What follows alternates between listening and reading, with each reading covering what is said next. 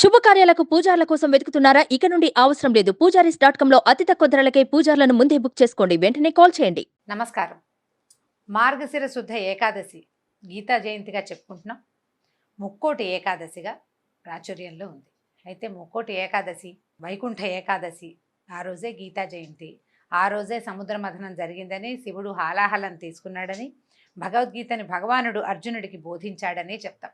అయితే ఈ రోజున గీతా జయంతిని ఎట్లా జరుపుకుంటామో అలాగే ఉత్తర ద్వార దర్శనం చేస్తాం. భగవంతుణ్ణి ఉత్తర ద్వారం నుంచి దర్శించడం. ప్రతి దేవాలయంలోనూ ఉత్తర ద్వార దర్శనం ప్రత్యేకంగా స్వామిని ఉత్తర ద్వారం వైపు వేంచేపు చేసి భక్తులకి దర్శనం ఇప్పిస్తారు. అయితే ఈ వైకుంఠం ఏకాదశి, ఈ ముక్కోటి ఏకాదశి ఎందుకు వస్తుందంటే, ఈ రోజున భగవంతుడైనటువంటి విష్ణుమూర్తి ముక్కోటి దేవతలతోటి 3 కోట్ల దేవతలతో కలిసి భూలోకానికి వ్యాహ్యాళికి వస్తాడని, భూమి మీద ఉన్న ప్రతి ప్రాణిని తన కంటితోటి చూస్తాడని, అంటే 3 కోట్ల దేవతల నేత్రాలతోటి తను చూసినట్టుగా చూస్తాడని, ఈ ఒక్క రోజున ప్రతి ప్రాణిని కరుణిస్తాడని చెప్తారు.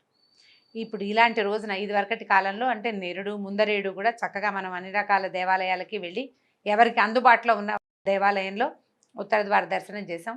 ఈ సంవత్సరం కొంచెం మన పరిస్థితి కాస్త అగమ్యగోచరంగా ఉంది. దాని గురించి ఏమీ బెంగపెట్టుకోకుండా ఏకాదశి నాడు ఆచరించవలసిన మిగిలిన క్రియలన్నీ ఆచరించి మన ఇంట్లో ఉన్న భగవత్ రూపాన్ని ఉత్తర ద్వార దర్శనం చేస్తున్నట్టుగా భావించి, మనకి మీడియా అవకాశం ఉంది కాబట్టి అన్ని దేవాలయాల నుంచి డైరెక్ట్ లైవ్ టెలికాస్ట్లు వచ్చేస్తుంటే దేవాలయ దర్శనం టెలివిజన్ ద్వారానో లేదా ఫోన్ ద్వారానో చేసి సంతోషించాల్సిందిగా మనవి.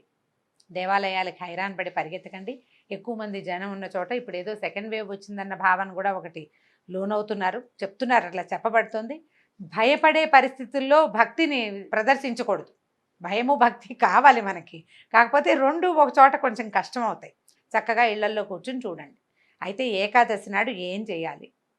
ఏకాదశి నాడు ఏం చేస్తాం? అన్ని ఏకాదశులు సంవత్సరంలో 24 ఏకాదశులు వస్తాయి, నెలకి 2 చొప్పున.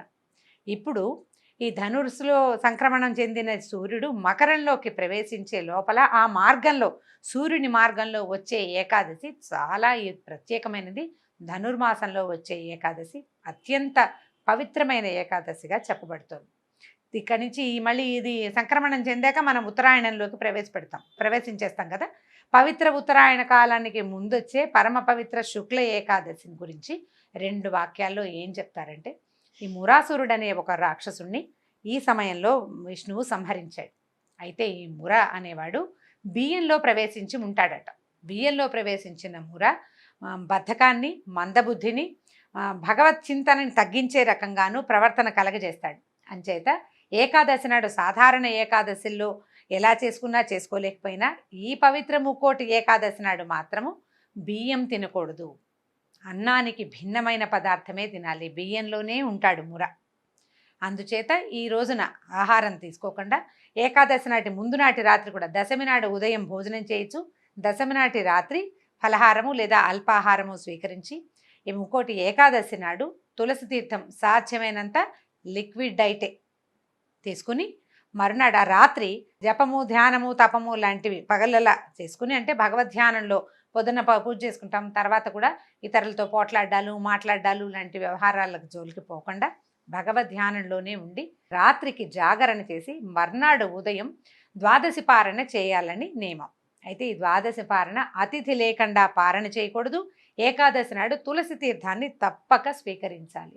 తులసి వల్ల భగవంతుడు మన లోపలికి ప్రవేశించిన భావన కలుగుతుంది, ఆరోగ్యం చేకూరుతుంది. ప్రధానమైన విషయం ఆరోగ్యమే.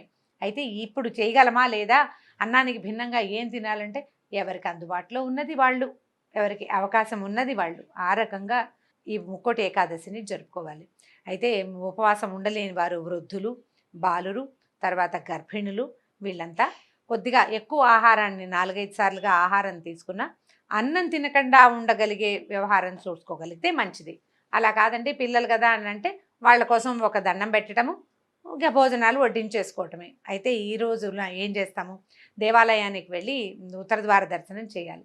ద్వార దర్శనం చేయకపోతే పర్వాలేదండి, మనం ఉత్తర ద్వార దర్శనం చేస్తున్న భావనతోటి భగవత్ ప్రార్థన చేసుకున్నా సరిపోతుంది. అన్ని దేవాలయాల వాళ్ళు చక్కగా టీవీలో వస్తాయి కదా.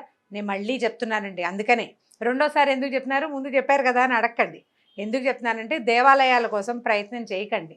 అందుబాటులో ఉండి జనం తక్కువ ఉన్న ఆలయానికి వెళ్ళే అవకాశం ఉంటే మహత్తరం మంచిది. లేనప్పుడు ఎక్కువ మంది జన సామర్థ్యం ఉన్న చోట, సమర్థంగా ఉండే చోటకి వెళ్ళబోకండి. కనీసం ఈసారి ఇలా చేశాను నాయన, వచ్చే సంవత్సరమైనా మేము చక్కగా అన్ని దేవాలయాల్లోకి వెళ్ళి దర్శనం చేసే అవకాశాన్ని మాకు లభింపచేయమని భగవత్ ప్రార్థన చక్కగా చేయండి. ఈ రోజునే గీతా జయంతి కాబట్టి మనం గీతా పుస్తకాలు తీసుకోవటం, గీతాయజ్ఞ ప్రారంభం చేసుకోవచ్చు.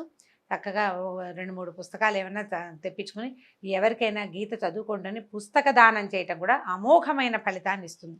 ఏకాదశి నాడు బంగారము, వెండి చాలా వస్తువులు దానాలకు చెప్తారండి. అవన్నీ చేయగలిగితే చేయగలగటం.